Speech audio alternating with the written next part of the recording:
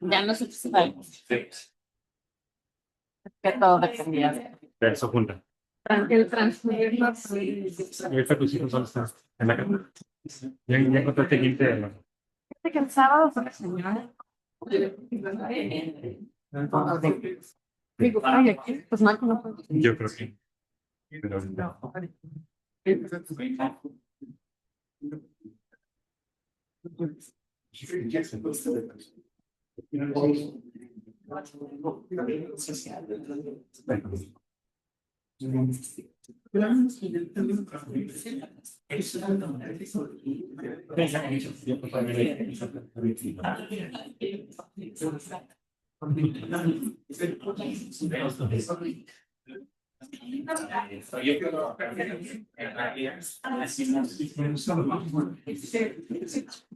No.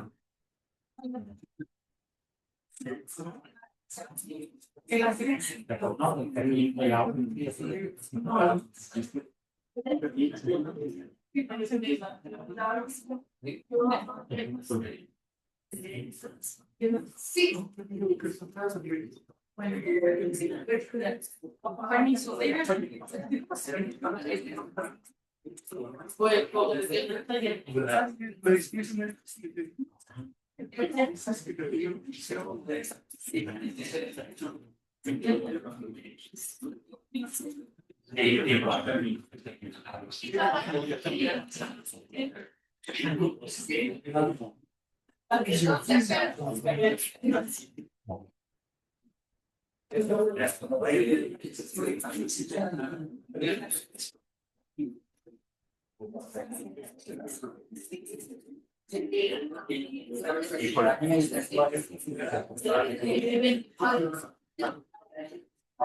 Provecho. No, aquí traigo, gracias. ¿Ya te ibas a sentar aquí? Me voy a sentar, pero está la. Neta estaba Lipe aquí y ya nos dimos cuenta y me acordó, porque te empezó a ver su cabeza. Sí. Oye, pues va muy bien, ¿verdad? Sí, ¿cómo va? ¿Cómo siendo? Digo, herido, yo no sé, pero el tema es súper lento. Ajá, eso. Pero también hay mucha participación y mucha rotación. Me dio gusto la participación, aunque sí, ahí me dio es inevitable, pero bueno, era necesario. Muchas gracias a los compañeros que se van incorporando con nosotros. Estamos por comenzar esta segunda intervención, este segundo panel, como parte de la jornada de lanzamiento del Laboratorio de Resistencias contra las Desapariciones. La Universidad Iberoamericana León les da la más cordial bienvenida a la conferencia Verdad y Justicia frente a contextos de violencia, con los comentarios del doctor Fabricio Loruso del Departamento de Ciencias Sociales y Humanidades de Ibero León. El doctor Jairo López es profesor investigador del Centro de Estudios Sociológicos del Colegio de México, doctor e investigador de Ciencias Sociales por Flaxo, México. Forma parte del Sistema Nacional de Investigadoras e Investigadores Nivel 2. Sus líneas de investigación son Derechos Humanos, Acción Colectiva, Conflicto Social, Desapariciones y Desplazamiento Forzado Interno. Durante varios años ha realizado trabajo de acompañamiento e investigación activista con colectivos de familias de personas desaparecidas en Zacatecas, integrando el colectivo solidario Sangre de mi Sangre, Zacatecas. El doctor Fabricio Loruso es investigador del Departamento de Ciencias Sociales y Humanidades y del Laboratorio de Resistencias contra las Desapariciones de Ibero León. Es coordinador del Cuerpo Académico en Desigualdad Social de la Universidad. Maestro en Economía y Empresa por la Universidad Bocconi en Milán, Italia. Maestro y doctor en Estudios Latinoamericanos por la Universidad Nacional Autónoma de México. Integrante del Sistema Nacional de Investigadores. Sus líneas de trabajo son análisis de las violencias y las resistencias, la desaparición de personas y la organización colectiva en México y América Latina. Historia oral de colectivos de búsqueda y personas buscadoras, globalización, desarrollo, neoliberalismo y desigualdades en clave histórica y geopolítica. Cedo la palabra al doctor Jairo López.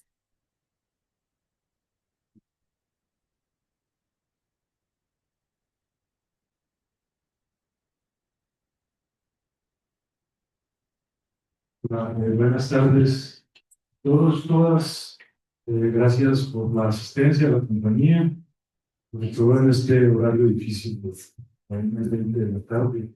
Yo quiero iniciar reconociendo la invitación de la Ibero, de Fabricio, de Lourdes, de toda la institución, a los colectivos, a las familias que han estado acá desde muy temprano presentes y como siempre enseñándonos sobre el valor y la dignidad de la resistencia. Yo voy a hacer una presentación muy corta con base, digamos, en la investigación que hago, pero también con base en lecciones que me ha dejado el acompañamiento, la experiencia de acompañamiento con colectivos de víctimas en Zacatecas y bueno, lo que podemos y sabemos de todo México. Pero antes quería hacer una advertencia y es que previamente a esta mesa hablaron realmente quienes son expertos en lo que pasa en Guanajuato y lo que pasa en este país. Angélica, Viviana, Evelina, Olivia, Patricia, Verónica son expertas y conocedoras obligadas y dijeron todo lo que había para decir. Y bueno, yo me subo acá a esta mesa preguntándome, pues, ¿qué nos queda a Mauricio y a mí por decir después de haberlas escuchado y habernos dejado afectar por su testimonio? Y creo que es más aleccionador que cualquier cátedra que podamos dar en una universidad o cualquier conferencia que queramos dar. Entonces, partiendo de ese reconocimiento, yo quiero plantear solo algunas ideas para la reflexión y aprovechando que veo que la mayoría de quienes están acá no las escucharon, entonces, bueno, tengo la ventaja de que no se van a dar cuenta que estoy diciendo tonterías que ya se dijeron mejor lo que yo podría decir. Voy a plantear dos reflexiones. La primera es que tratemos de reflexionar sobre la intensidad de la crisis de desaparición de personas en el centro norte, Bajío, centro norte, y esto lo hago también a la luz del espíritu que convoca este laboratorio, que no es solo pensar la crisis en Guanajuato, sino pensar territorial y regionalmente, algo que, como decía ahora una de las mamás buscadoras, nos pasa en todo México y las experiencias que vivimos en Guanajuato las escuchamos a diario en todos los estados del país. Y el segundo objetivo, digamos, de mi pequeña intervención es un poco presentar entonces las reflexiones a la luz del caso zacatecano, que es un caso vecino y que creo que dialoga muy bien con todo lo que hemos ya hablado a lo largo de la mañana, sobre todo partiendo de esta tensión, pensando también en la provincia de Rosana, entre el ocultamiento y lo que la movilización se resiste a que sea ocultado. Entonces, la tensión siempre entre lo que la desaparición busca, que es ocultar, negar y perpetuar la impunidad, y eso otro que ilumina la movilización, que iluminan las madres, las familias, que es resistirse a ese ocultamiento. Que suena sencillo, pero que es absolutamente profundo, porque están rompiendo con el sentido de lo que implica la desaparición. Entonces, bueno, dicho eso, yo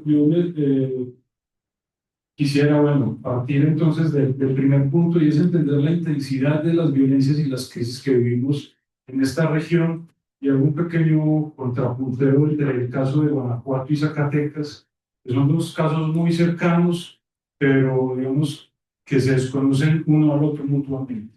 Y lo que tenemos en estos casos es justamente dos dinámicas regionales de una violencia muy intensa que empieza, digamos, a crecer de manera muy aguda desde el año más o menos 2014-2015.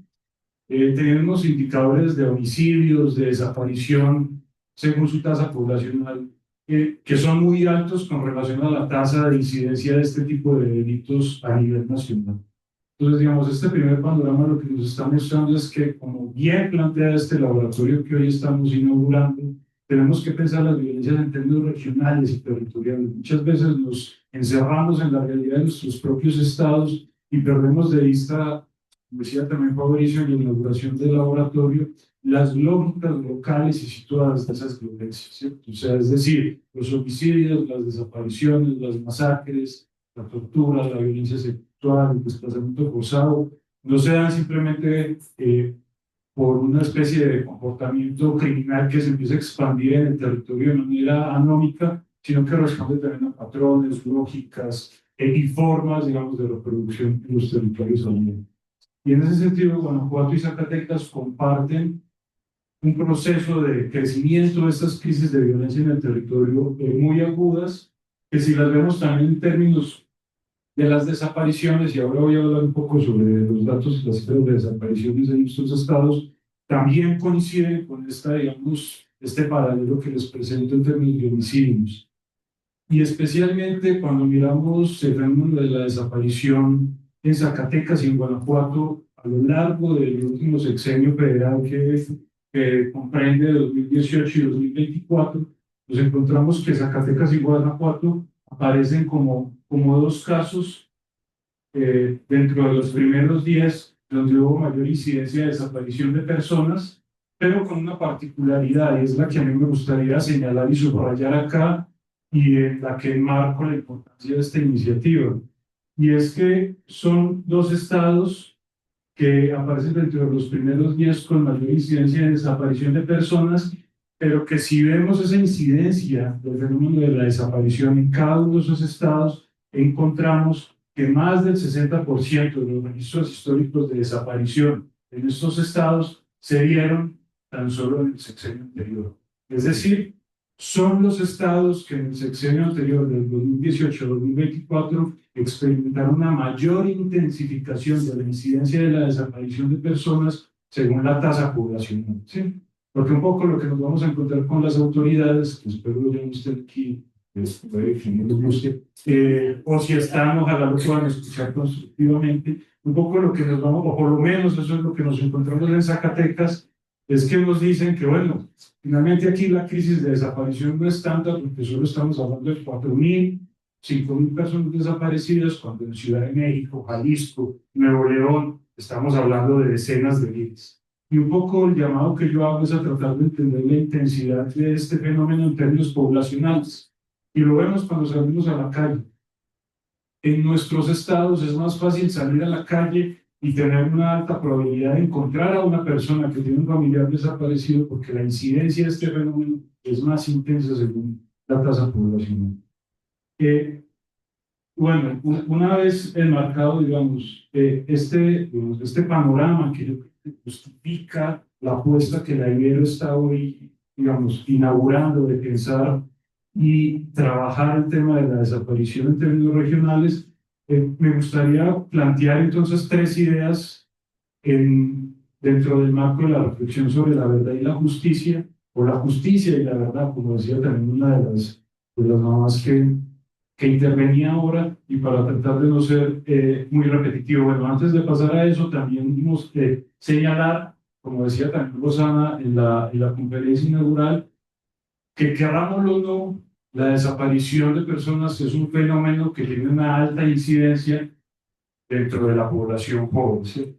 Y por eso nosotros planteamos con mi colega María Linares en un artículo reciente que publicamos que la desaparición debe ser entendida como parte de un continuo de esas violencias juvenicidas, ¿sí? Estamos hablando que más del 50% de las víctimas de desaparición en este país tienen entre 18 y 30 años aproximadamente, 34.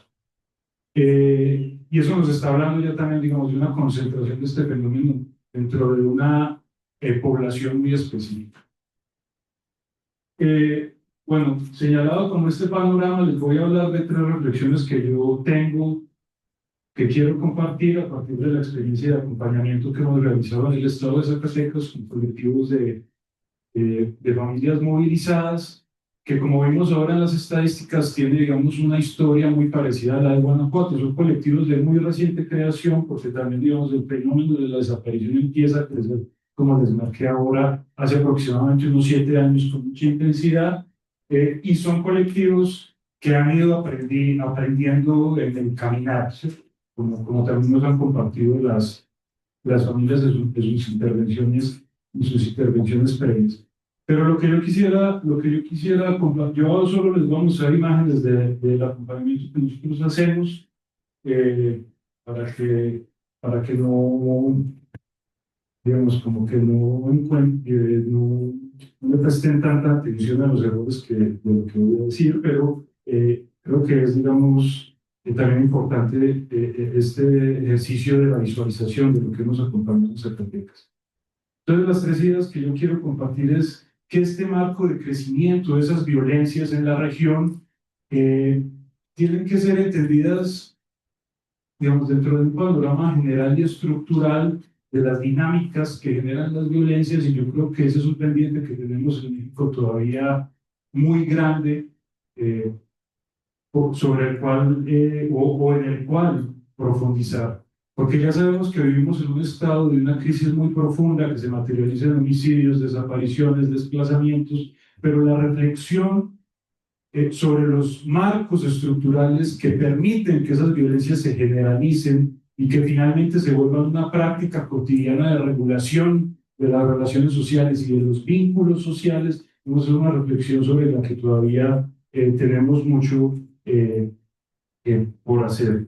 Y en ese sentido, la primera idea que quiero plantear es que la desaparición no puede ser leída como un fenómeno aislado de estas otras violencias, y que hace parte de unas economías del castigo y del dolor que se han generalizado dentro de un modelo de desarrollo particular de la sociedad mexicana. Y este modelo de desarrollo particular de la sociedad mexicana se ancla profundamente dentro de las políticas prohibicionistas que hacen de la lucha contra las drogas un pilar de justificación y legitimación de un montón de otro tipo de políticas. Y hasta que no discutamos eso a fondo, vamos a seguir encontrándonos en estos foros y en estos espacios para hablar de casos que se van a seguir repitiendo, de desapariciones, de homicidios, de desplazamientos, sin nunca estar apuntando a lo que le corresponde o le debería corresponder realmente al Estado, que es tratar de replantear los marcos estructurales que permiten que esas economías del castigo y el dolor se generalicen. Y yo creo que esas economías del castigo y el dolor tienen cuatro elementos, digamos, que las sostienen. La primera es la política prohibicionista de esta falsa guerra contra las drogas, como también decían ahora las nuevas buscadoras, que legitima la intervención, militarización y el punitivismo en nuestras sociedades, y que, contrario a que la implementación de este tipo de políticas haya permitido una reducción del consumo o los riesgos del consumo, lo que hemos tenido en nuestras sociedades latinoamericanas es que, como nunca antes se produce, como nunca antes se comercializa y como nunca antes se consume drogas. Y por eso hablamos de una falsa guerra contra las drogas.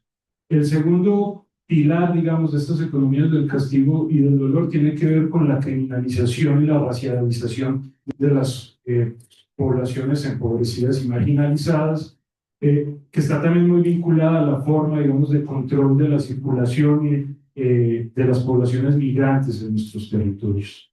Cuando se criminaliza a las poblaciones, se generan incentivos para que la regulación de la circulación de esas poblaciones en nuestros territorios se haga por medio de la violencia. Es lo que hemos visto con el caso de la migración. Cuando la política de migración es una política que se basa en la militarización, en la politización y en la criminalización, lo que se genera no es un circuito de una serie de economías que hacen de esa circulación de las poblaciones que no van a dejar de circular por nuestros territorios un proceso más costoso y más violento. El tercer elemento tiene que ver, digamos, con la profundización del extractivismo, el despojo y la extracción de recursos por parte de privados, lo que aquí en Guanajuato conocemos como el huachicol, o en otras sociedades como de la que yo les vengo a compartir la experiencia, como la zacatecana, como conocemos como la profundización del extractivismo, que lo que hace es generar circuitos de economías, como decía Rosana en su intervención, paralegales, que se vuelven minas de oro para la extracción de recursos y que terminan generando una cantidad de capital que se blanquea por medio de las economías legales. Y entonces lo que tenemos en nuestra sociedad es esta especie de doble moral donde conviven un montón de economías extractivas, violentas, que denominamos ilegales, y que todo ese tipo de capitales que se generan a través de esas economías se terminan blanqueando y se terminan legitimando por medio de las economías legales. Y el cuarto, digamos, pilar de esas economías del castigo y el dolor, por supuesto, es la impunidad y la permisividad. Mientras tengamos, digamos, un Estado como el Estado mexicano, donde, como dice Marcela Turati, no podemos pensar en crimen organizado, sino en crimen autorizado, donde tenemos un Estado mexicano donde nos venden esta idea muy dualista de que una cosa es el Estado y otra la criminalidad, pero cuando tenemos esas pocas posibilidades de acceder a investigaciones profundas, en casos, por ejemplo, de narcotráfico, de lo que se denomina crimen organizado, en todas las investigaciones siempre hay actores centrales dentro de los aparatos estatales que funcionan como reguladores de esas dinámicas criminales. Mientras tengamos ese pilar, ese elemento de impunidad y de autorización del crimen, todas estas economías se van a ir reforzando. Y esto lo quiero señalar porque hasta el momento en México ningún gobierno, ni local, ni estatal, ni federal, de derecha, izquierda, centro, centro-derecha, centro-izquierda, y todas estas etiquetas que les gusta colocarse, ningún gobierno ha querido entrar a la discusión de la redefinición de esas políticas estructurales que yo acabo de mencionar, que han hecho de la violencia, la desaparición, el desplazamiento, los homicidios, la violencia sexual, el control armado de facto, una forma de regulación de las relaciones y los vínculos sociales. Estas economías del castigo y del dolor, como decía Rosana en su intervención del inicio, se han salido tanto del control de los marcos institucionales que terminan devorándose a sí mismos. Esto no quiere decir que todos los actores de las instituciones sean actores que consciente o intencionalmente hagan parte de esos circuitos de esas economías del dolor y del castigo. Pero ese reforzamiento de estos cuatro elementos que yo acabo de mencionar, más la impunidad y la autorización, hacen que estas dinámicas se salgan de cualquier tipo de control que podamos tener en términos de aplicación de la ley o de implementación de políticas de prevención o de políticas de seguridad. En México somos expertos y expertas en el fracaso continuado de implementación de políticas de seguridad, porque lo que tratamos de atacar es una manifestación muy superficial de estos pilares, digamos, que sostienen esas economías del castigo y del dolor. Entonces terminan siendo economías del castigo y del dolor que se terminan devorando a sí mismas, para usar una metáfora de Nancy Fraser, o que terminan siendo una máquina de muerte en sí misma, donde ya no se sabe quién es el operario, pero se sabe bien por qué opera. Y en ese sentido creo que la desaparición no se puede descontextualizar de esas lógicas de la violencia. Así, la pregunta por la verdad o la justicia es una pregunta que yo creo que no podemos responder desde la lógica de la verdad o la justicia. Yo creo que la pregunta de la verdad y la justicia es una pregunta que solo vamos a poder responder cuando queramos abordar realmente los marcos estructurales que dan sentido a esas economías del castigo y del dolor, que encuentran en la violencia una forma fundamental de reproducción en nuestros territorios. Mientras no queramos abordar esas economías del castigo y el dolor que hacen de la violencia una regulación generalizada, una forma de regulación generalizada de las relaciones sociales, la pregunta por la verdad y la justicia siempre va a ser una pregunta que no vamos a poder responder. Y tenemos casos a nivel mundial. Yo, si no se han dado cuenta, por mi acento, yo vengo de un caso que ha sido ejemplar, por ejemplo, que es el caso colombiano, donde se han invertido miles de millones de dólares para realizar procesos de justicia transicional, de verdad y reparación, pero donde estos pilares de las economías del castigo y del dolor, la política de obras provisionistas, la política de control de los cuerpos y racialización, la política de legalización de los dineros ilegales a través del blanqueamiento en nuestras ciudades. No sé si ustedes han ido a Culiacán.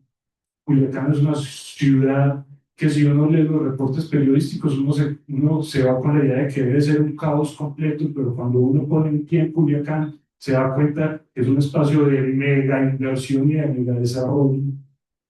esa política de blanqueamiento de los dineros y la persistencia de la impunidad y la autorización del crimen siguen siendo en Colombia y en todos los casos que volvimos a ver en el mundo dependiente, siguen estando presentes y todos los experimentos de verdad y justicia han fracasado. Obviamente unos han avanzado más, otros han avanzado menos, pero los pilares de esas economías del castigo y del dolor siguen presentes.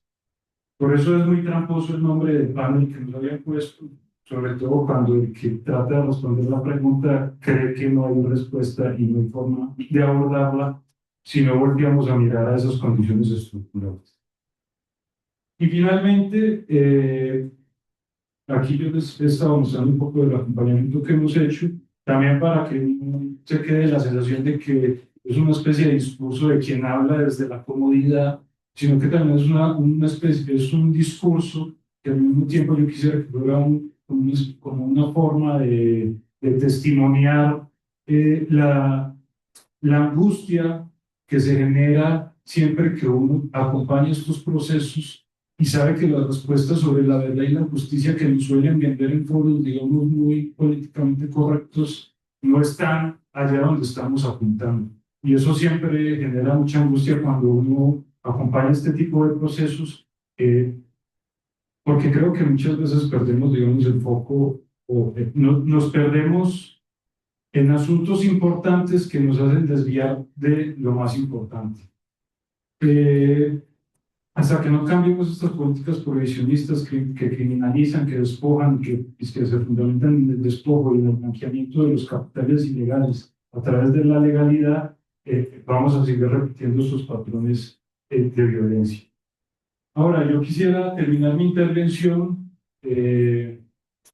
porque es un poco, digamos, también me gusta aprovechar estos espacios para generar reflexión, que nos podamos ir discutiendo a otros espacios.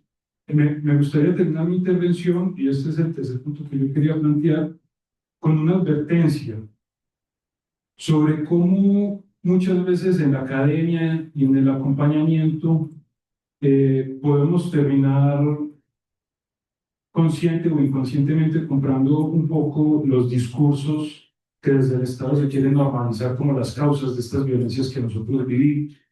Entonces yo hoy toda la mañana, por ejemplo, he escuchado esta advertencia que se repite una y otra vez en los medios de comunicación de hace un par de veces sobre el reclutamiento forzado como una especie de explicación que se quiere generalizar para entender el fenómeno de la desaparición en México. Y yo quisiera hacer una advertencia sobre cómo esa nueva centralidad que este discurso empieza a tener hoy en México en los medios, porque yo creo que es un discurso que es muy funcional a la reproducción digamos, de estos cuatro pilares que yo acabo de mencionar como bases de las economías del castigo y el dolor, y es un discurso que, querrámoslo o no, nos va a terminar llevando otra vez a la narcocentralización de las explicaciones que queramos dar de la violencia que vivimos en México. Entonces desaparecen a las personas y a los jóvenes porque hay toda una economía del narco que está detrás de las desapariciones. Y yo creo que estos cuatro elementos que les he mencionado, que fundamentan las economías del castigo y el dolor, van mucho más allá de lo narco. Entonces la idea, el mensaje que yo quiero dejar es importante resaltar que es un fenómeno que cada vez del cual tenemos cada vez más evidencia en México, pero es un fenómeno que yo creo que es el menor en comparación, digamos, a la incidencia que tenemos en este país de los casos de desaparición. Yo no creo que en este país estemos reclutando 45 personas diarias que desaparecen y de las cuales no volvemos a tener rastro. Entonces, bueno, hago ese llamado un poco para también, digamos, tratar otra vez como de reenfocar un poco la reflexión e insistir.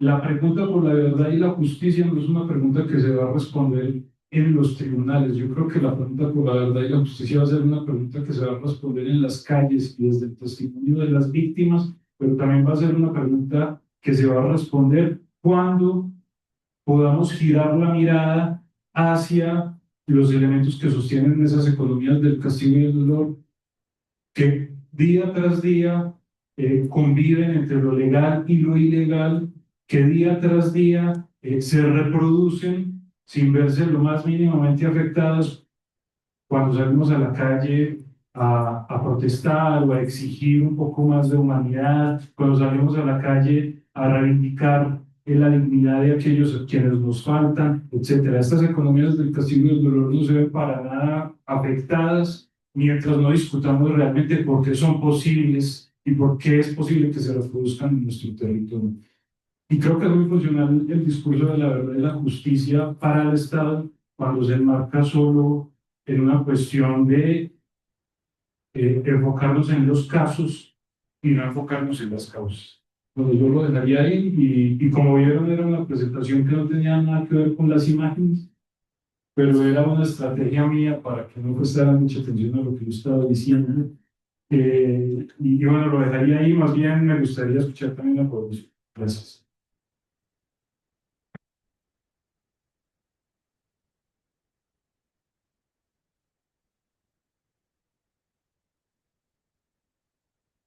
Trabajo para no generar interferencias. Muchas gracias, Jairo, por la intervención que toca, la verdad, muchos temas de nuestra contemporaneidad, de nuestra vida cotidiana, y que pues, finalmente sí traté de prestar la máxima atención y directamente van 3 páginas de anotaciones. Yo creo que empezamos por la posibilidad de comentar, ahondar, dar ejemplos más que otra presentación. Quizás para cerrar, así podría ser 2 diapositivas que sistematizan esto sobre las lógicas de la desaparición, los regímenes de violencia, como para redondear, digamos, pero si hay muchos aspectos, así que podemos comentar y luego ya poder comentar aquí. Entonces vale la pena en este sentido.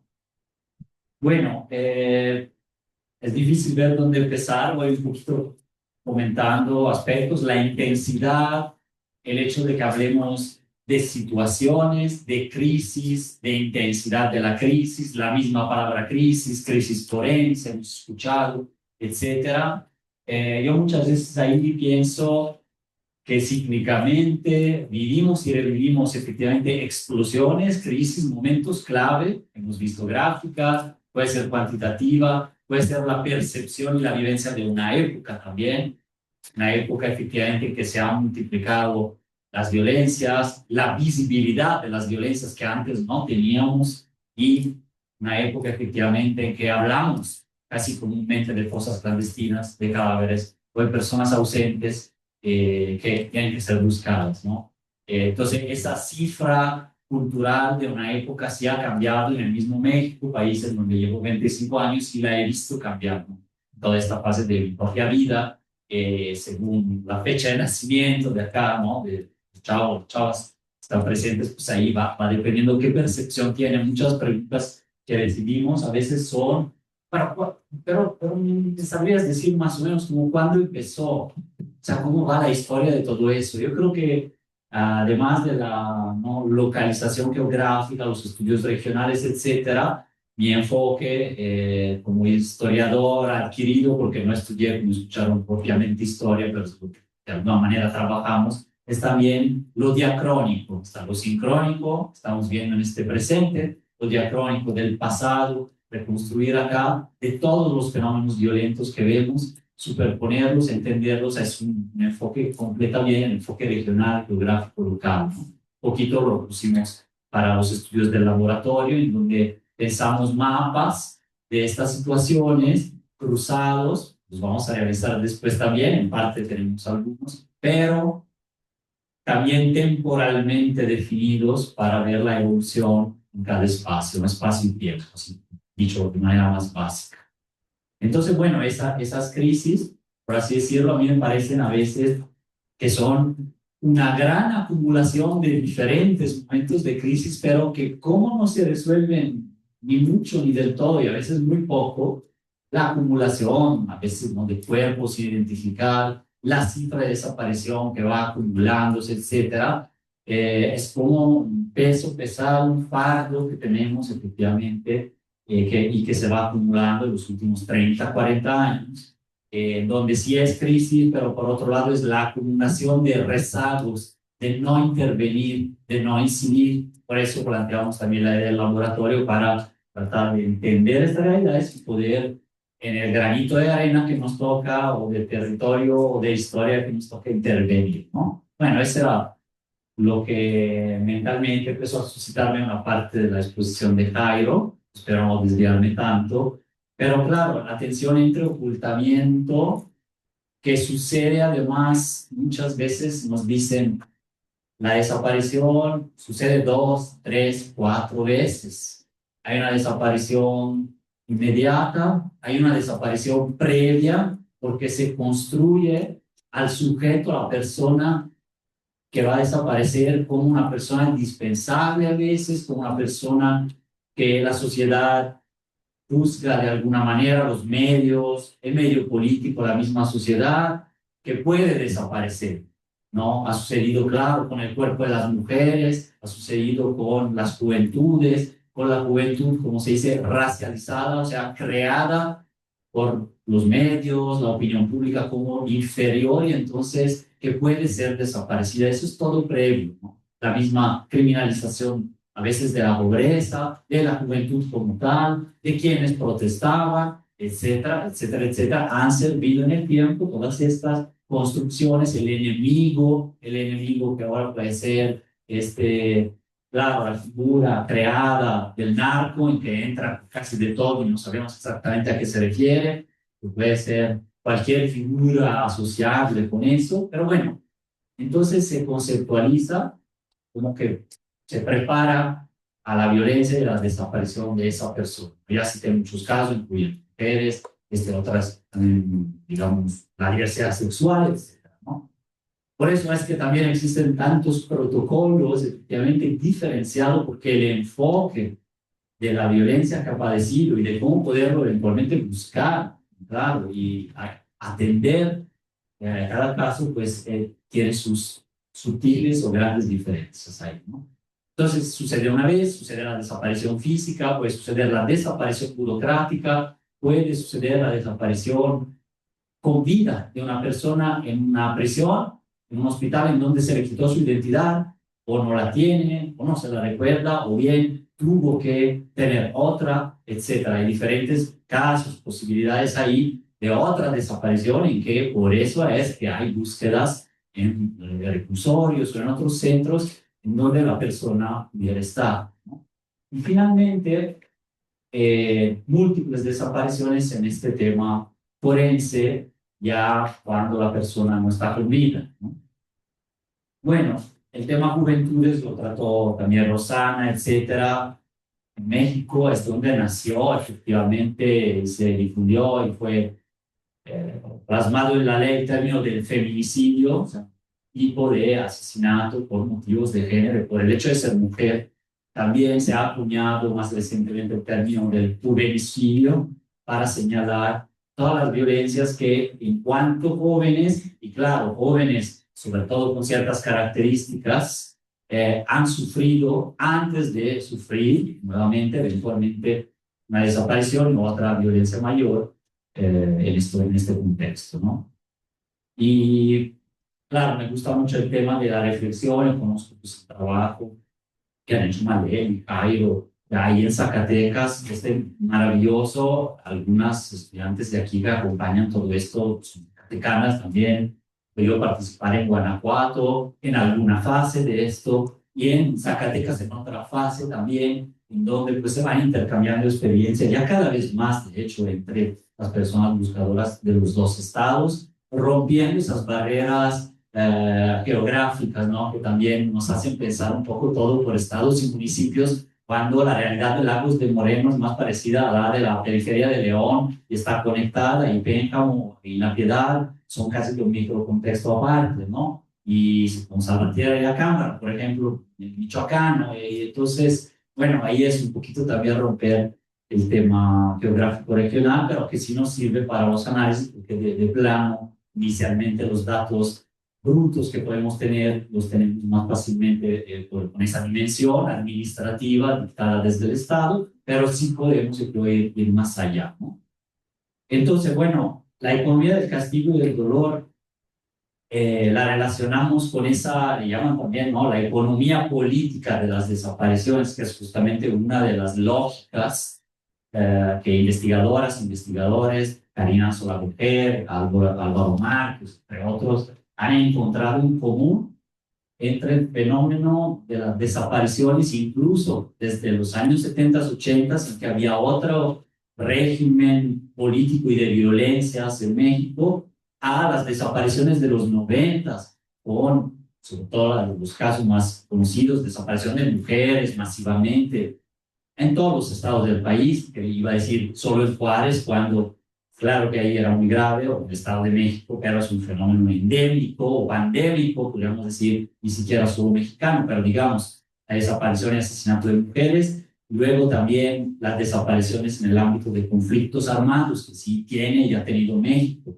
por ejemplo, en la época del primer, digamos, la insurrección zapatista, el EPR y grupos guerrilleros todavía, incluso algunos existentes, o bien ya luego, claro, se convirtieron a trabajo de autonomías y otros, pero que en fin, también tuvieron ese fenómeno hasta llegar a esta época que te dejaría la pregunta o quisiera ver cómo le podemos llamar. Porque por un lado tenemos esta periodización, ¿no? La guerra sucia durante la época de la Guerra Fría, entonces que le llamamos mejor desde acá la contrainsurgencia, o sea, básicamente una política de Estado de represión de disidencias, movimientos sociales, sobre todo, pero no solo, grupos políticos, también de lucha democrática, campesina, etcétera, ¿no? Pero en donde también se construían como el enemigo del Estado, los desviados, podrían ser que los comunistas en algún momento, o bien los enemigos, ¿no? De alguna manera, entonces se puede justificar esa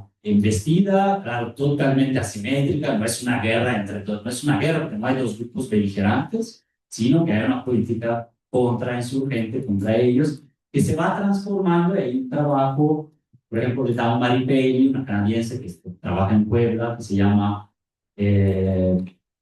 digamos, se llama La Guerra contra el Pueblo, o sea, la narcoguerra, la guerra a las drogas, interpretada como guerra contra el pueblo, en donde ya en la época más actual, la época de globalización, de neoliberalización de la vida, de la economía, hasta de la mentalidad de las personas, pues se dan estas otras formas de violencia cada vez más extremas en estos entornos. Pero más que una guerra a las drogas, sabemos, ya 20 años de estas investigaciones, de esta realidad, que es una guerra contra la gente para imponer ciertos modelos de desarrollo, de subdesarrollo, de industria, de crecimiento, de extracción de recursos, incluso de recursos humanos, desde la tierra, por ejemplo, pensemos en esto, la cuenca de Burgos, algunos conocerán, ahí es donde surge con gran fuerza el llamado cártel, que es un grupo paramilitar de los Zetas, como brazo armado del cártel del Golfo, ¿no? Principios de los años 2000, y que se vuelve una especie de franquicia, le ponen nombres, etiquetas, pero hemos visto y tenido este fenómeno en Centroamérica, en África, en Colombia, en Brasil, donde surgen grupos paramilitares, exmilitares, de hecho, que eran parte del Estado también, y empiezan a combatir o a defender multinacionales, a combatir guerras, etcétera, para el aprovechamiento de recursos, por ejemplo, hidrocarburos. En Guanajuato me parece que si hablo de hidrocarburos, de robo de combustible, algo vamos a entender de esto, ¿no? Que está mucho más que un simple grupo militar. Entonces me parece que ese tema de justamente de la guerra al narco esconde una nebulosa. Entonces la pregunta que me hicieron la semana pasada fue, pero ahora ha habido que la guerra al narco, antes la contrainsurgencia, ahora, pero ahora más recién ha habido o hay otras formas de nombrarlo más fehacientes, etcétera, ¿no? A veces cuando escribimos artículos nos ponemos a pensar, o cuando la gente nos dice, pero es cuando hay fuerte presión, cuando empieza la fuerza militar a estar en todos lados. Entonces, la época de la militarización de la seguridad pública, quizás también, más que la guerra al narco, sí, seguramente más. Es la época de, como dije antes, una globalización que llegó a México de cierta manera, que impuso ciertas reglas de convivencia, la anulación incluso de partes del Estado, pero fue causa, fue síntoma, etc. En fin, para decir que es difícil a veces nombrar incluso estos procesos, ¿no? Otra lógica que mencionaba bien Jairo, que me parece fundamental, son otras dos. El ocultamiento es la clandestinidad, ¿no? En que se da el fenómeno, ya está la opacidad, poco conocimiento, a veces hay hasta ciertas dosis de desconocimiento del paradero y del misterio alrededor de lo que está sucediendo realmente en ese momento, en ese caso, pero como contexto también de un barrio, de una comunidad, etc. Esa sería como la clandestinidad de las desapariciones, la creación justamente de sujetos fácilmente que pueden ser desaparecidos y que viven en condiciones de precariedad, pero me refería a la impunidad. La impunidad sería como que la piedra angular entre el pasado, todavía impune en la gran mayoría, el 99% de los casos de esas épocas, favorecida por un sistema institucional, parte de un aparato desaparecedor, pero parte también de un aparato de impunidad y corrupción, que en parte no ha sido criticado, ha ido cambiando, pero no ha sido del todo desmantelado en el país y en otras regiones también. Entonces, ese aparato heredado, un patrón de militarización sistémica contextual que llega con la excusa de la guerra a las drogas, pero no ha impactado, más bien no ha impactado para el tema de la impunidad. Entonces, de la impunidad de la contrainsurgencia del siglo XX, la guerra sucia, a la impunidad multifacética, más compleja de medir, de entender, de las desapariciones en la actualidad.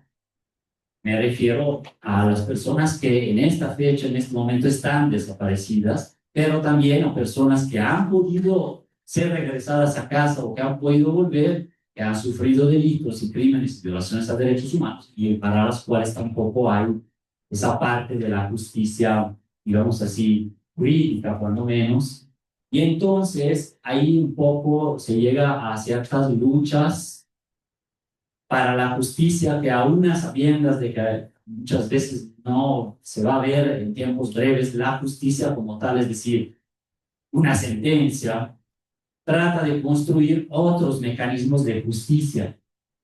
La memoria como justicia reparadora, de la memoria de las personas que nos faltan, que están ausentes, es un dispositivo, la memoria, para construir otra narrativa. Por eso también trabajamos el archivo de la memoria. Es decir, no es así con el fin de recolectar historias, sino es dando un sentido de que, aparte que para el futuro, pero también puedan construir mecanismos de justicias hasta en el ahora, en el hoy, porque cómo recordarles es todo. El recetario para la memoria recuerda olores, sensaciones, recetas, platillos, historias, caminos burocráticos, tragedias, pero también momentos más felices, el mismo momento de las entrevistas, etcétera, etcétera, y nos da otra historia de que si le gustaban las guacamayas, le gustan las guacamayas, que si, digamos, cuándo es que se comía, ¿no? En ese corazón de las casas. Bueno, esa es otra historia, no es la historia de la guerra narco, no es la historia de la militarización, es la historia de vida de muchas que sí son una masa crítica, que sí son otras narrativas. Bueno, es un poquito, es un granito de justicia, ¿no? No como la entendemos en el sistema jurídico, ¿no? Entonces, bueno, creo que por ahí va. Y pues bueno, último para cerrar y abrir todavía el diálogo aquí con Cairo, con la retroalimentación, aquí es bastante libre este panel, es que también, bueno, hay otra literatura que explica esto de la guerra, de la falsa guerra narco. Por eso ya muchos hoy le dicen a ustedes la llamada guerra narco. Se ha nombrado así desde 2006, desde Estados Unidos, porque es un tema geopolítico desde el 71, con Richard Nixon, el War on Drugs, ¿no? Era eso, una política exterior estadounidense para controlar países y recursos, con la excusa de que como la droga es prohibida, y hay que ver cuáles, cuántas, pero siempre hay una nueva. Cada 5 o 10 años hay un fentanilo nuevo, hay un cristal nuevo, ¿no? Etcétera, ¿no? Como se nombra, como es cada vez peor, pero... Y entonces, esa política, pues hay muchos textos acá, Pero, por ejemplo, en los libros de Osvaldo Zavala, los cárteles no existen, uno, la guerra en las palabras, dos, que no quiere decir que los cárteles o los grupos criminales o las mafias no existan en la realidad, pero no del todo y sobre todo no mucho como los hemos visto, no solo en series, ¿no? Dejamos ahí que eso podría ser más banal, sino también de cómo el Estado en México, aparatos, personas, lo han ido narrando. Siempre hay generadores de violencia, en cualquier municipio se atribuye a personas, siempre hay un lenguaje, siempre hay, digamos así, los cárteles como tal, que fue un invento, de hecho, de Estados Unidos también para Colombia, y lo querían también para México, como si fuera justo una cosa unitaria y un enemigo poderoso que hay que bombardear y destruir. Y estamos viendo ahora que no es pura retórica, ¿no? Se encontramos, ¿no? Va más allá. Entonces, bueno, la creación de ese gran enemigo también sirvió para eso. Entonces, bueno, aconsejo mucho, por ejemplo, entre esos textos. Y diría simplemente ya para cerrar, ahora sí, muy de acuerdo con el tema verdad, justicia, pero también reparación, no repetición y memoria, que son pilares de eso que llaman, a veces muy lejana parece, pero se han hecho intentos de justicia transicional, que es transicionar, pasar hacia un escenario un poco más justo, yo lo veo así, ni siquiera en que se tengan resueltos todos los problemas, pero bueno, es en ese transicional lo que estamos y claro, resolviendo punto por punto nada más sin atar cabos y hablar de las estructuras que facilitan, condicionan, permiten eso, que son esos regímenes de violencia, sin hablar de esas reglas heredadas, impuestas y que se le reproducen como una necromáquina, diría justamente Rosana, un mecanismo como echado a andar, sin desmantelar, pensar en eso, todo lo que lo alimenta, pues ahí sí, sí, está limitado el enfoque, ¿no? También de justicia transición. Por eso ya acabaría mis comentarios y dejémoslo por.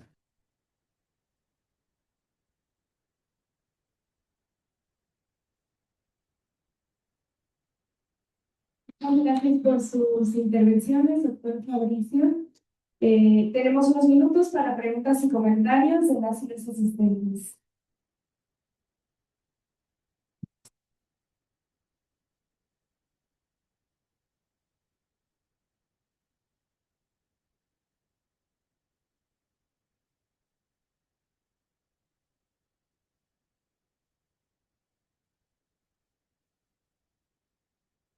No, no, no, buenas tardes, muchas gracias por la vamos, porque nos proponen en la mesa de una información muy valiosa, muy importante.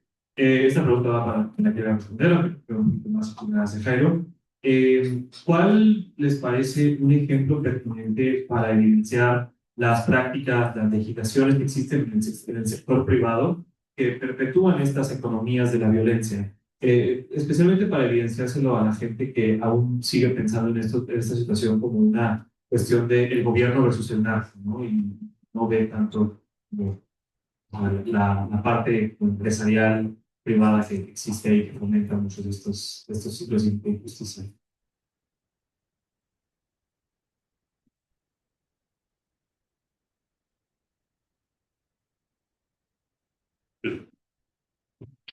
Mm, Hola, hola, ¿qué tal? Buenas tardes, Mauricio y Jairo. Enrique González de Profesor de ITESO. Eh, desde la experiencia que han tenido de generar procesos de investigación en torno pues, a este delito de violación grave de derechos humanos que es la desaparición forzada, ¿cuáles serían las recomendaciones que ustedes harían para poder generar productos de investigación que al mismo tiempo pues sean innovadores y tengan pertinencia, al mismo tiempo pues no sean extractivos y generen acompañamiento horizontal hacia las personas que están buscando a sus seres queridos? Como universidad, como Colegio de México, como Iberoamericana, aquí de León, se pueden gestionar estos proyectos, pues sí, de forma horizontal.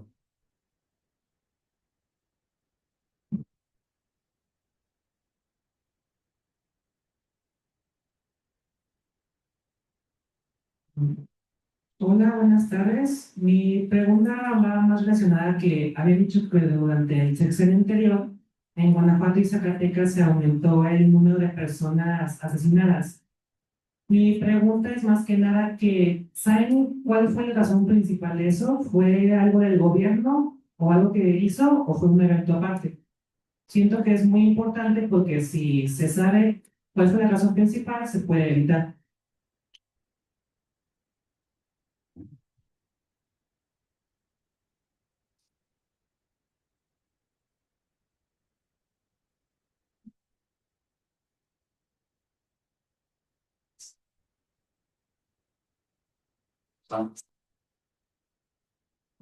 Hola, buenas tardes. Gracias a ambos.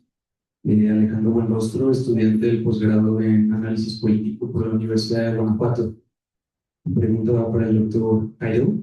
Mencionabas que las desapariciones no pueden ser investigadas como un fenómeno aislado, sino que son parte de un circuito de violencias. La pregunta es, ¿qué violencias? A lo mejor, no sé, lo pensaste como violencia criminal o algo así, o violencia estatal. Si pudiera decir cuál es, sería excelente. Y luego la otra es la desaparición forzada, como lo que decía el doctor Fabricio, en la actualidad, después del 2018, con la llegada de López Obrador al poder, que no podríamos considerarlo como un modelo de desarrollo económico neoliberal, sino que ya redujeron ciertas políticas neoliberales, pero siguen presentes. La pregunta concreta sería, entonces, el estado del bienestar o el estado como le quieran llamar, donde llegó López Obrador al poder, utiliza las desapariciones forzadas desde otro modelo de desarrollo económico, son diferentes, encuentran similitudes. Y la otra es este pilar fundamental en ambos periodos, desde el neoliberalismo y el estado del bienestar actual, ocupa la democracia como verdadero discurso para opacar y ocultar todas estas desapariciones. Esas serían dos preguntas. Muchas gracias. Mi pregunta es para el doctor Jairo. Bueno, es que nada, una felicitación porque me pareció bastante, acá sí, bastante clarificador esto de las economías del castigo y del dolor, los cuatro que mencionaste, lo que dijiste al principio de lógicas locales, etcétera, que luego sí tendemos mucho a generalizar estas comprensiones o explicaciones de la situación de la desaparición. Sin embargo, bueno, los cuatro elementos que mencionaste también me parecen muy, pues muy descriptivos, muy explicativos. Mi pregunta, sin embargo, o no obstante todo ello, es si todas estas condiciones estructurales que tú estás mencionando, y esto es algo que yo he venido, pues, de alguna manera pensando o repensando, es eh, para escapar como para esta narrativa de narcocentralización. Estas cuatro condiciones estructurales, todas responden, esta es la pregunta, a un motivo económico en última instancia, se diría en una tradición marxista, o fueran otros elementos o otras lógicas como la lógica de la crueldad que ya va más allá de lo económico, ¿no? Y si para completar la narcocentralización, estas narrativas, bastaría con añadirle el estatocentrismo, o también hay que complejizarlo más, no sé, entran otros sectores. Y finalmente, yo vengo de un pueblo vecino, Silao, donde hay pues una situación importante de violencia, y me gustaría que me dijeras cómo podemos estudiar justamente las desapariciones, no solo las desapariciones, con qué elementos contamos, dado esta situación tan complicada como para incluso para hablar, ¿no? En pueblos así conflictivos. ¿Con qué elementos de estudio, de archivo, de memoria podemos empezar a dar cuenta de estas violencias? ¿Con qué contamos, no? Para un poco hacerla contra la lucha, ¿no? Y bueno, tenía otras cosas, me podría extender mucho.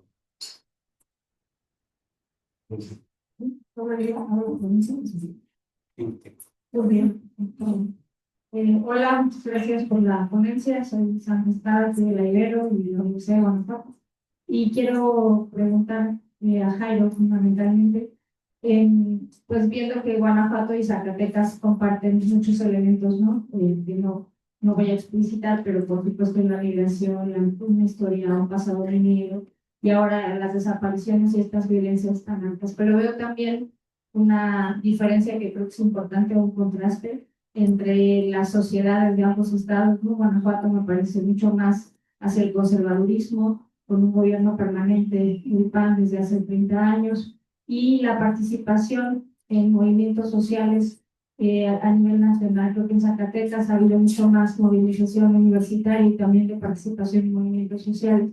Teniendo estas similitudes y diferencias en la mira, mi pregunta es sobre la respuesta de la sociedad civil a la búsqueda de las personas desaparecidas. ¿Cómo es, si es que hay el acompañamiento a colectivos de buscadoras en Zacatecas, si lo que hay es indiferencia, y saber si ha habido formas o estrategias mediante las que se ha logrado, si es que ha habido un acercamiento de la sociedad civil a los colectivos de buscadoras? Pues eso es mi pregunta. Muchas gracias.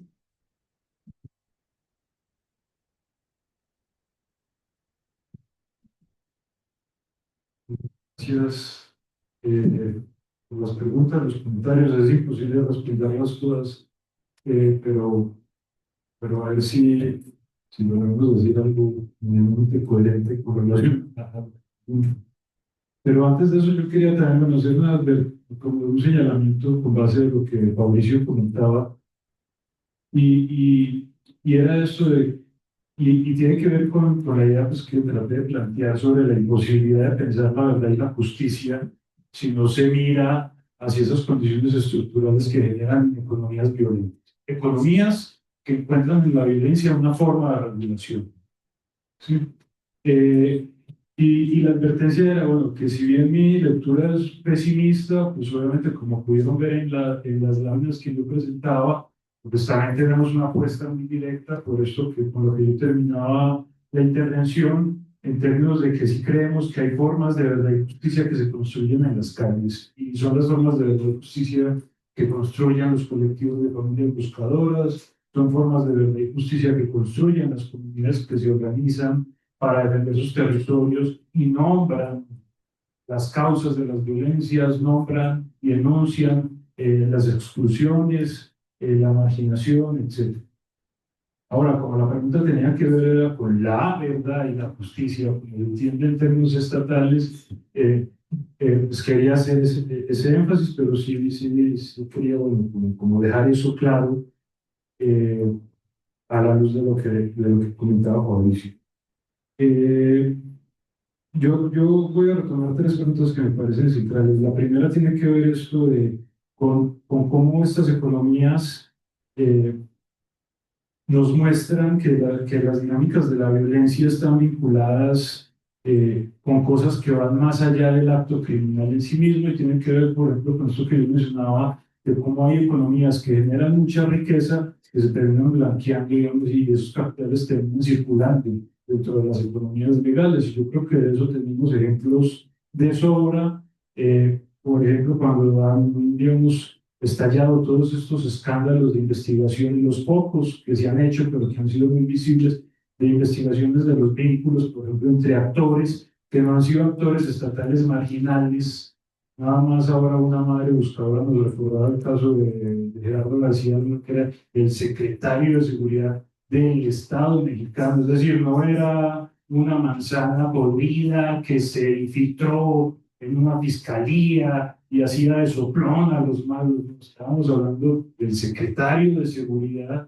Hace un poco más de un mes estalló el escándalo del secretario de Seguridad de uno de los 4 precandidatos presidenciales del partido que gobierna México con más del 60% de los votos en cada elección que se presenta. Es decir, no estamos hablando de actores de fallas de la estructura. Y bueno, eso por un lado. Por otro lado, tenemos también investigaciones sobre cómo se blanquean capitales en nuestras sociedades, todos los escándalos que vimos en América Latina a raíz de la filtración de las investigaciones sobre Odebrecht, y eso lo podemos generalizar, digamos, a una cantidad de sectores que que nos tienen que hacer reflexionar sobre cómo estas economías del castigo y el dolor, que se escenifican en violencias todas y concretas, lo que están sosteniendo es circuitos de enriquecimiento que os están yendo a lugares, digamos, muy específicos de lavado de dinero en nuestros países o que sostienen la circulación de capitales a nivel internacional, ¿cierto?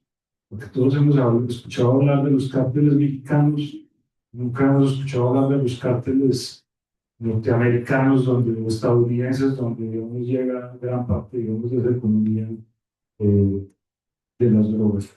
Y eso lo podríamos seguir generalizando, lo podríamos seguir ejemplificando. Yo creo que un reto que tenemos justamente en nuestras universidades es romper con esos sentidos comunes de las explicaciones narcocéntricas y empezarnos a preguntar, bueno, ¿qué pasa con esas economías que cada vez son más y más grandes y más potentes? Obviamente eso implica riesgos, implica peligros, pero también implica, digamos, un compromiso con tratar de romper, digamos, con esos sentidos comunes. Muchas veces hablamos de que en las ciencias sociales lo que hacemos es romper con los sentidos comunes y nos la pasamos cacareando sentidos comunes.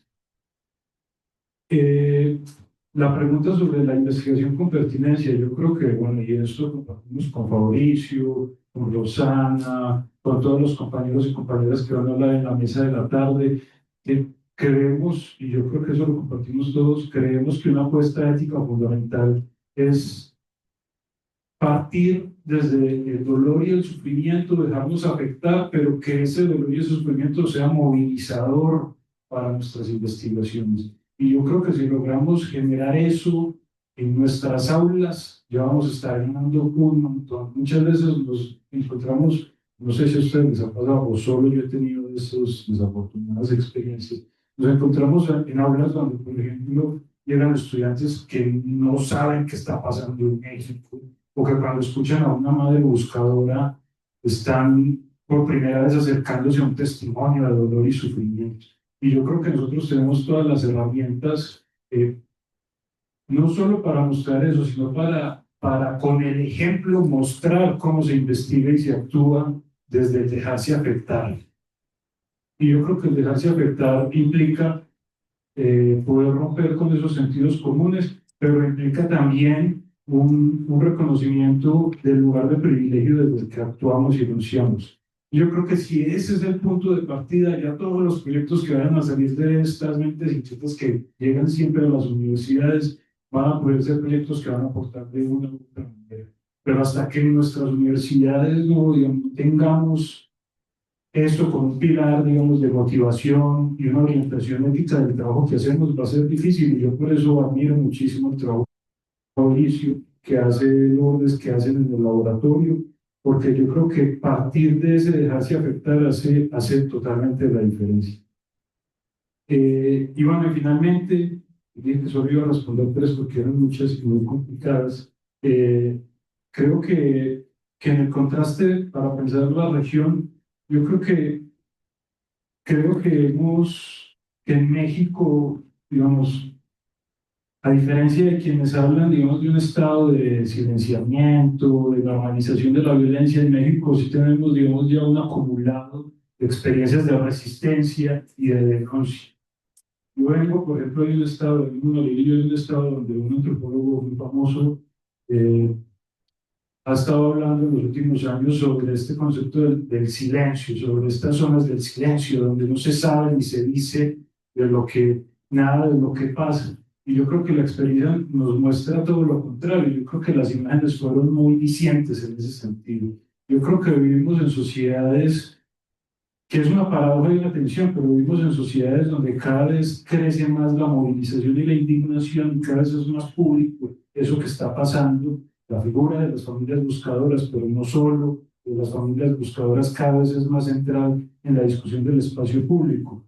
Ahora, lo que sí creo es que hay una gran capacidad para normalizar ese dolor. O sea, yo no creo que en México, como tratan de plantear algunos, no, en términos del espacio público, no sepamos lo que pasa, que es algo muy parecido a lo que nos pasó en Colombia durante décadas. Yo creo que sabemos lo que pasa, pero hemos normalizado esa situación de dolor. Yo creo que todos ustedes son conscientes de que tienen que cuidarse si les agarra la noche en la calle, porque puede pasar cualquier cosa. La cuestión es que normalizamos ese dolor y normalizamos ese sufrimiento. Y a eso me refiero yo con ese dejarse afectar. Sabemos lo que pasa, pero ¿qué es lo que está pasando con nosotros que no nos dejamos afectar con eso que pasa? Y creo que son dos cosas diferentes. Entonces creo que las experiencias tanto en Guanajuato como en Zacatecas son muy poderosas en términos de la movilización y la denuncia. Ahora, la pregunta es, ¿qué pasa en esa mediación de que a pesar de que hay esa denuncia y esa visibilidad pública, hemos normalizado eso como algo que no nos afecta? Y yo creo que eso son dos cosas diferentes. Por eso me cuesta mucho comprar estas tesis sobre el silencio, el ocultamiento, el que no conocemos lo que está pasando, que un poco son tesis algo amarillistas, yo creo. Yo creo que sabemos lo que está pasando, pero hemos normalizado eso que está pasando y fue la tragedia que vivimos en Colombia durante 30 años, que normalizamos la violencia y normalizamos que la violencia es un mecanismo de regulación de nuestras relaciones sociales. Y lo escuchamos ahora con una madre buscadora antes de que empezara este panel. Cómo hemos normalizado frases como, bueno, por lo menos a ti te devolvieron a tu hijo. O sea, eso me parece a mí de una brutalidad profunda, o sea, indescriptible. O hemos normalizado frases como, cuando te pasa algo, un incidente de inseguridad, cosas como agradece que no te hicieron nada más. Y si ustedes lo ven, se vuelven formas, digamos, de relacionarnos con nuestro mundo y con nuestra vida cotidiana que terminan normalizando la violencia. Entonces yo no creo que no sepamos lo que pasa, creo que es muy claro lo que pasa, pero la pregunta, y la vinculo con la respuesta que daba anteriormente, la pregunta es, ¿por qué no nos afectamos por eso que pasa? Digo, no los estoy juzgando, pero sí creo que es una pregunta que nos debemos hacer todos. Bueno, creo que no respondí, pero ya me desahogué con lo que quería decir. Gracias. Bueno, hoy muy rápido, más que poder contestar todo, porque ustedes también de tiempo, el panel. Luego, bueno, a las 5 hay otros también, va a cerrar la jornada. Pero bueno, no, lo que nos preocupa quizás desde el laboratorio, lo que hemos venido haciendo es que fue todo un aprendizaje de poder trabajar temas que sean relevantes no solo desde acá, sino lo más que se pueda, incluso generados desde la sociedad y en particular los colectivos de búsqueda de personas, las personas que sufren directamente las violencias, y no entonces desde una idea preconcebida de que tenemos que ver esto. Puede haber ese proceso de arriba abajo, pero de hecho el nombre del laboratorio anteriormente, de lugar de resistencias contra las desapariciones, era investigación, acción participativa contra las desapariciones, investigación, acción, que es justo una metodología, nos recuerda a Orlando Falsborda y otros que plantearon esto desde una postura bastante radical de acompañamiento a la Paulo Freire también, y a la Falsborda, que son los autores referentes de esto, que no quedó en el título, pero trata de ser. No siempre es posible, pero la idea es eso. Justamente yo creo que es la mayor garantía, como dije al inicio también en el discurso que preparé. O sea, no habría sido posible pensar ni siquiera la pregunta correcta o qué se necesita sin que alguien de las buscadoras en algún momento no nos haya dicho nada. O sea, no son como que ideas preconcebidas, hay que mapear las cosas clandestinas o hay que hacer un archivo de la memoria porque sí, se oye bonito.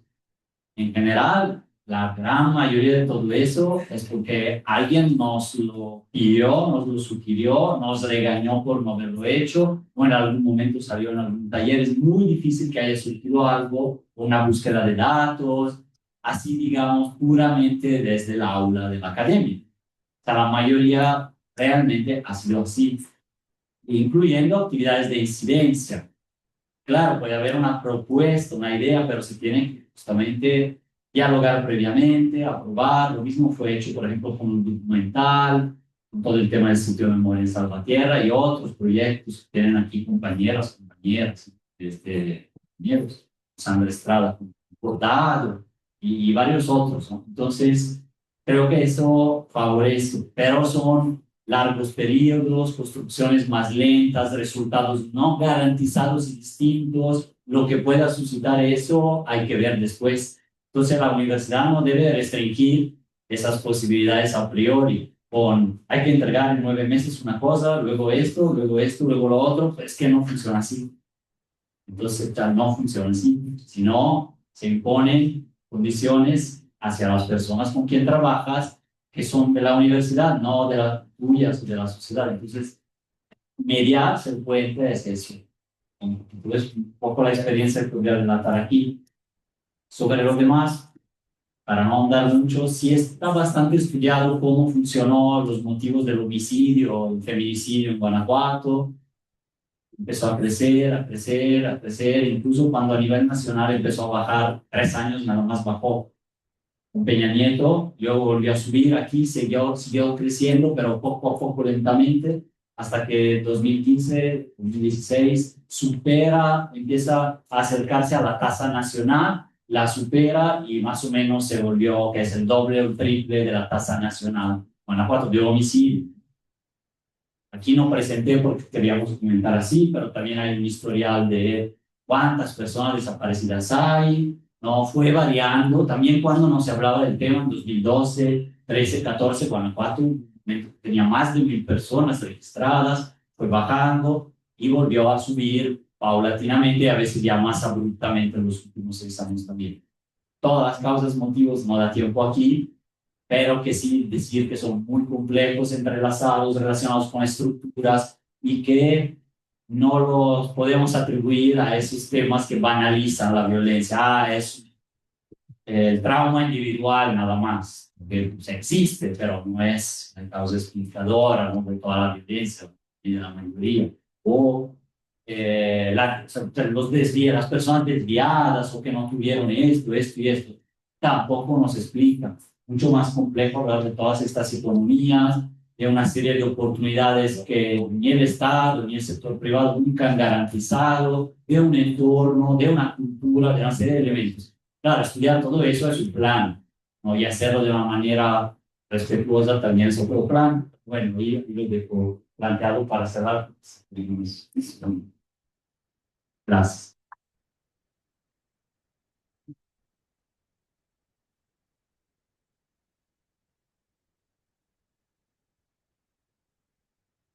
Muchas gracias por este diálogo tan enriquecedor. Solicitamos a la maestra Lourdes Contró que entregue un obsequio y una constancia de participación al doctor Jairo y al doctor Fabricio.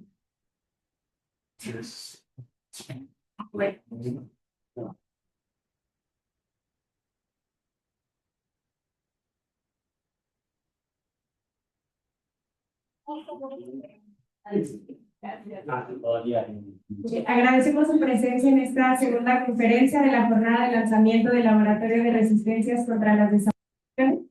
La siguiente actividad a las 5 de la tarde será el panel Periodismo, Activismo y Academia. Investigación-Acción contra las desapariciones desde el Bajío, con intervenciones de investigadores, investigadoras, académicos y académicas y activistas sobre y desde el Bajío. Muchas gracias por su atención. Les esperamos.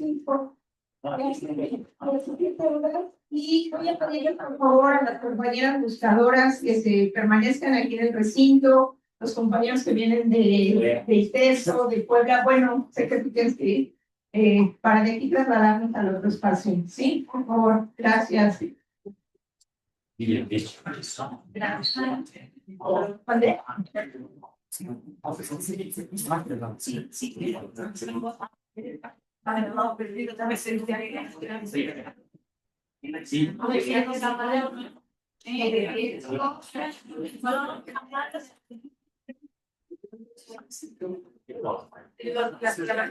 Pensamos y ya. Pero sí.